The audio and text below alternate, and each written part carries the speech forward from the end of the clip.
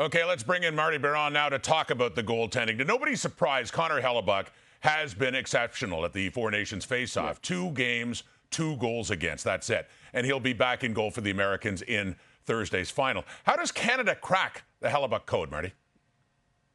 Well, I think what Canada did on Saturday night is they got really close to Hellebuyck. And Hellebuyck is such a good positional type goaltender that almost the closer you get to him, the less of a chance you got to beat him. So I think what Canada has to do is use the east-west type of passing, cross-ice passing, get across that slot line and make sure that you make Hellebuyck move laterally. Now, he's excellent in every aspect of the game, but I do feel that he's a big goaltender that plays the angle and the depth really, really well. So if you're going to take him one-on-one, he's most likely going to win that fight. But if you're going to have to make him move laterally, then you can get to some rebounds if he makes the first save, or you can just beat him clean. So I think there's a big difference in attacking Connor Hellebuyck just straight on than when you make him move laterally. And I think Team Canada may have to just look at making that pass instead of just getting shots on net. Well, he isn't just the best goalie in this tournament. He's the best in the world. And Jordan Binnington will be Canada's answer again on Thursday. How big of a gap is there between these two goaltenders right now?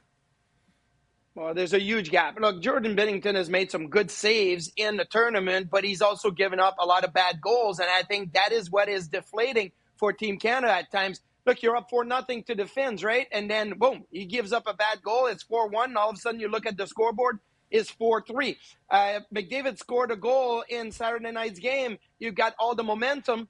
And then Jake Gensel comes down the wing, puts it 5-0. It's a bad goal. And all of a sudden, you're tied, and then you're losing because of Dylan Larkin's 2-on-1 goal. I think that's what has been happening with Binnington. I think there's a big gap. Now, in a one game, winner takes all, maybe Binnington doesn't give up that bad goal that puts Canada in the tough position. He's been giving up pretty much one bad goal a game now, so you're looking at it saying, hey, okay, maybe 3 out of 4, he's going to give up a bad goal, but the 4th game is the final, and maybe he doesn't give up that bad goal that makes a difference in the game.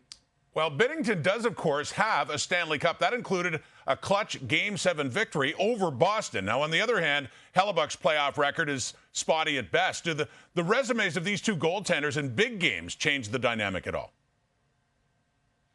It changed the dynamic because you look at Binnington and you say he feels comfortable in that one-off, right? Especially in Boston, because that's where he's won Game 7. And I know as a goalie, look, there's certain buildings and certain situations that you're like, I've been here before. I feel good about it. So I think that maybe that is a positive for Jordan Binnington to say, hey, not only have I played a Game 7 in the Stanley Cup final, I've won it, and it was in Boston. So now you're feeling that familiarity that you had in 2019. For Connor Hellebuyck, I feel like this is new grounds for him. Not that he's never played big games. He's played a ton of big games in the NHL before that, whatnot, but it's a little bit newer ground, and trying to keep it going may be the challenge for Hellebuyck. So I think that the approach for both goaltender is very different, but obviously Binnington has had the track record of winning a Stanley Cup, so maybe there's a check mark on his side. And Hellebuyck is now 11-1 when wearing a Team USA jersey with that win over Team Canada, the only time he's ever faced them.